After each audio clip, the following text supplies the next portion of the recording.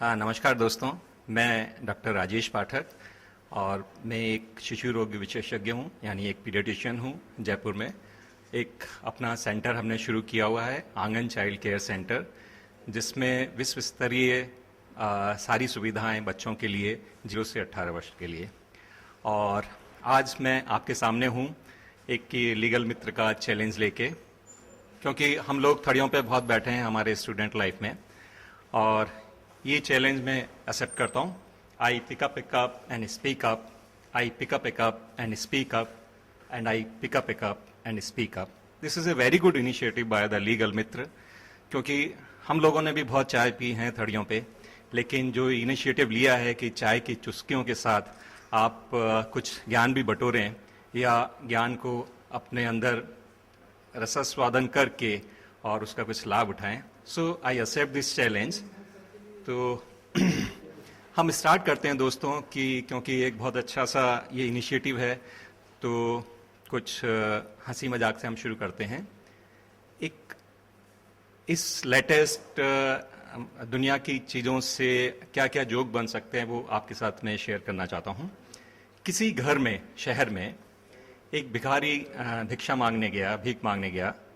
उसने डोरबेल बजाई। जैसा होता है, खुला तो मिलेगा नहीं कमरा या घर। एक बुढ़िया दरवाज़ा खोल के बाहर आती है, तो भिखारी उनसे रिक्वेस्ट करता है, ए माता, मैं भूखा हूँ, मुझे रोटी दे दो या कुछ खाने को दे दो। दादी माँ कहती हैं, बेटा आप आयो घर पे, आपको खाली हाथ नहीं जाने देंगे, लेकिन अभी कुछ बना नहीं है, थोड़ी देर इंतजार कर लो। भिखारी मॉडर्न था, बोला, दादी माँ ऐसा करते हैं कि मैं आपको अपने मोबाइल नंबर दे जाता हूँ, तो रोटी तैयार हो जाए तो आप मुझे मिस कॉल कर दीजिएगा या रिंग कर लीजिएगा। दादी शॉक हो गई, ये तो बड़ा उस्ताद निकला। दादी भी मॉडर्न थी, उनके दिमाग में भी एक आइडिया क्लिक किया। सुनो बेटा, तुम भूखे हो, तुम्हारे पास मोबाइल है, तो मोबाइल भी अच्छा होगा, तो तुम्हें आने की ज़रूरत नहीं है बेटा। जैसे ही रोटी तैयार हो जाएगी मैं व्हाट्सएप पे अपलोड कर दूंगी, तुम डाउनलोड करके खा लेना।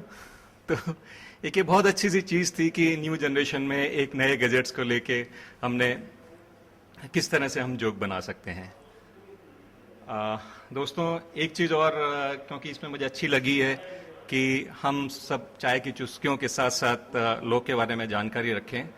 तो क्योंकि एज ए पीडियाट्रिशियन और बच्चों से रिलेटेड मैं एक जो लॉ हम लोगों के साथ जुड़ता है, उसको मैं आप लोगों के साथ शेयर करना चाहूँगा।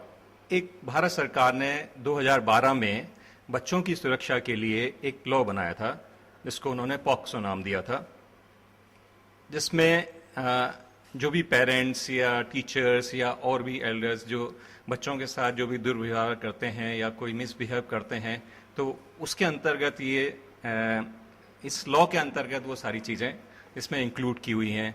चाहे वो बच्चों को प्रताड़ना हो, चाहे सेक्सुअल अब्यूज़ हो, चाहे और किसी तरह से उन बच्चों पर अत्याचार हुआ हो, वो इस सब लॉ में कवर होता है।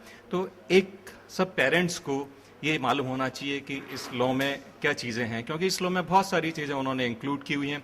अगर इस लॉ के बारे में अवेयर होंगे तो हम अपने बच्चों को प्रताड़ित होने से बचा सकेंगे। सर, मैं एक बार आपके सामने अपनी कुछ फीलिंग्स, क्योंकि बहुत अच्छी चीज़ है, चाय की चुस्कियाँ हमने ली हैं, तो एक गाना हम लोग आपके साथ शेयर करना चाहता हूँ।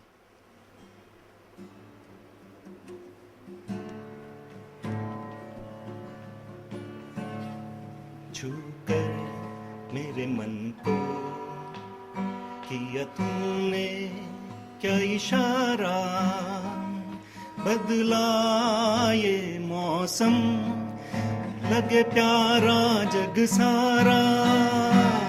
छूकर मेरे मन को किया तूने क्या इशारा, तुझ कहे होठों पे तेरे लिए मैं गाऊं, तेरे लिए मैं गाऊं। एक और चीज़ आप लोगों से शेयर करना चाहूँगा कि हमारे भारत देश को एक नई ऊंचाइयां मिल रही हैं, क्योंकि एक जो हमारे नए प्रधानमंत्री जी आए हैं, वो एक भारत को एक नई राह पे ले जा रहे हैं। जो राह हमें गांधी जी ने दिखाई थी कि अगर हम स्वच्छ रहेंगे या अपने वातावरण को स्वच्छ रखेंगे, आसपास को स्वच्छ रखेंगे, तो हमारा मन भी स्वच्छ होगा, हमारे विचार भी स्वच्छ होंगे। तो जो 2 अक्टूबर को गांधी जयंती पे जो हमारे प्रधानमंत्री महोदय ने जो इनिशिएटिव लिया है, मैं उसको अप्रिशिएट करता हूं। और ये हमने कोशिश तो बहुत करी थी कि हम साफ सफाई पे ज़्यादा जोर देंगे, अब हम उसको पुरजोर तरीके से हम प्रयास करेंगे कि ना गंदगी करेंगे ना करने देंगे। फर्स्ट एड तो एज ए पीडियाट्रिशियन और एज ए शिशु रोग विशेषज्ञ एक बच्चों के लिए बहुत अच्छी सी चीज़ मैं आपके साथ शेयर करना चाहूँगा। बच्चों में कॉमन होता है क्योंकि चंचल होते हैं, भागते फिरते रहते हैं, लगती रहती है। और जो भी पेरेंट्स होते हैं, चाहे मेरा अपना बच्चा होगा या किसी का भी बच्चा होगा, एक जरा सा खून देखते ही वो लोग घबरा जाते हैं और कुछ ऐसे काम कर लेते हैं कि जो कि नहीं करने चाहिए, जो स्थिति को सुधारने की जगह बिगाड़ देते हैं। तो दोस्तों, खून से कभी नहीं घबराइए, खून आपके शरीर का हिस्सा है, चोट लगेगी तो खून आएगा ही। हमें बस ये देखना है कि अगर बच्चे को चोट लगती है या कहीं से भी खून आता है तो उसको एक सेफ जगह पे बैठा दें, उसको रिलैक्स कर रहे हैं, उसकी एंजाइटी जो है वो पहले दूर करने की कोशिश करें और सोर्स ऑफ ब्लीडिंग देखें। यानी कि सपोज करें कि, क्योंकि आप सामने इसलिए मैं यहीं का एग्जांपल दे रहा हूँ, अगर सर में से कहीं से खून आता है तो खून जरा सी चोट में बहुत सारा खून निकलेगा, पूरे चेहरे पे फैल जाएगा और आपको लगेगा पता नहीं कितनी बड़ी चोट लगी है। तो घबराएं नहीं, बच्चे को बैठाएं तसल्ली से, उसको चाहो तो बाहों में ले लें जिससे कि वो अपने आप को सेफ महसूस करेगा। उसके बाद उस जगह को थोड़ा सा क्लीन करें तो आपको मालूम चलेगा कि जरा सा कट लगा हुआ है लेकिन उससे ब्लीडिंग बहुत हो गई है।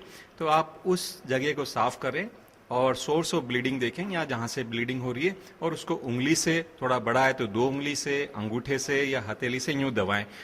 हम इसका उल्टा करते हैं, हम रुमाल या कोई कपड़ा लिया और पूरे को यूं दबा देते हैं, तो एक्चुअल प्रेशर जहां लगना चाहिए वहां नहीं लग पाता है। तो दोस्तों, घबराएं नहीं खून देख के, क्योंकि जरासी चोट पे से भी बहुत सारा खून आ सकता है। दूसरी चीज एक जो बहुत कॉमन होती है, बच्चों में नक्सीर आना। अक्सर करके बच्चों को स्कूल में या गर्मी के टाइम पे या कभी भी नक्सीर आ सकती है, उसमें भी हम गलत काम करते हैं, क्योंकि ये भी एक बहुत अच्छी सी चीज़ है, इसलिए मैं ये भी आप लोगों के साथ शेयर करना चाहता हूँ। जब किसी को भी नक्सीर आ रही हो, चाहे एक नाक से खून बह रहा हो, चाहे दोनों नाक से खून बह रहा हो, चाहे वो छोटा हो बड़ा हो, उस टाइम पे उस मरीज को लेटाना नहीं है, सर ऊपर नहीं करना है, नाक यूं करके बंद नहीं करनी है, सर पे पानी नहीं डालना है। लेटाने से क्या होगा, ब्लीडिंग पूरी मुंह में इकट्ठी होगी, वो गटक जाएगा और फिर वो खून की उल्टी करेगा। तो बनिस्बत उल्टा लेटाने के आप बच्चे को या दूसरे मरीज को सीधा बैठाएं, थोड़ा सा सर आगे झुका दें और जिस तरफ से भी ब्लीडिंग हो रही है उस तरफ की नाक को बीच वाली हड्डी के अगेंस्ट में यूं दबा लें। मिनट या 2 में आपका ब्लड रुक जाएगा। अगर दोनों तरफ से आ रहा है तो दोनों नाक को इस तरह से दबाएं और धीरे धीरे उससे कहें कि वो सांस लें। जब ब्लीडिंग रुक जाए तो उसको रिलैक्स करा दें और कुछ थोड़ा सा पीने को दे दें।